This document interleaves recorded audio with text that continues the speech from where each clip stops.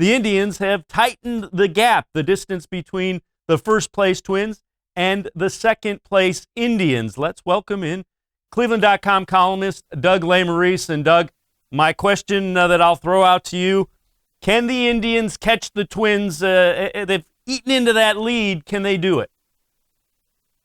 Yeah, I think I wrote something at the start of June that in the last 24 years, only one team that was more than 10 games out on June 1st had come back and won the division. So the odds were long for the Indians because they were more than 10 games out. But within that context of being less than a 1% chance, I said I thought they could do it. And I think they're on the track to give themselves a shot.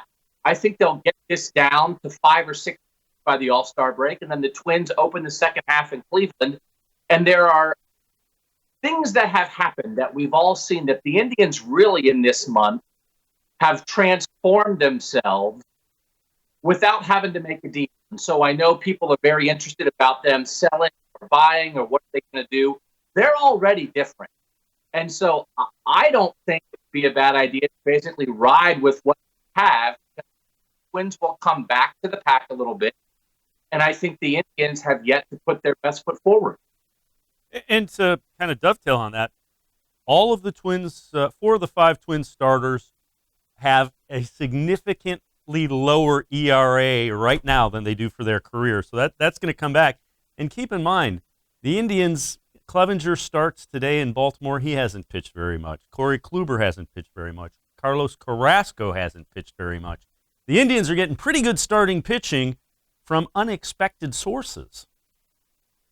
Yeah, the depth in the rotation is unbelievable, which leads us back to that thing that everyone talked about in spring training, which is traded a starting pitcher to help the offense. But at this point, that's not where I'm focused because, as you said, they've managed to win with these other guys, others filling in. Shane Bieber's been really good most of the season.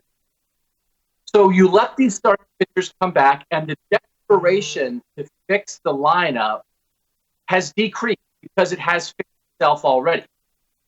Carlos Gonzalez and Leonis Martin are gone, and those were 2 of the biggest problems in the lineup. Oscar Mercado and some other things they're going to get a chance to do. Bobby Bradley now up. They're fixing themselves on the move without making a big trade. So the other big holes in the lineup were Jason Kipnis and Jose Ramirez, and you weren't going to do anything to get rid of them, and they're starting to come around.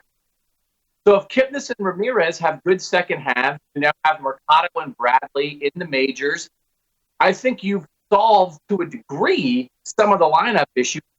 You don't have to trade starting pitching, which brings me back to what I said at the start, which is ride with what you have. This window has not closed.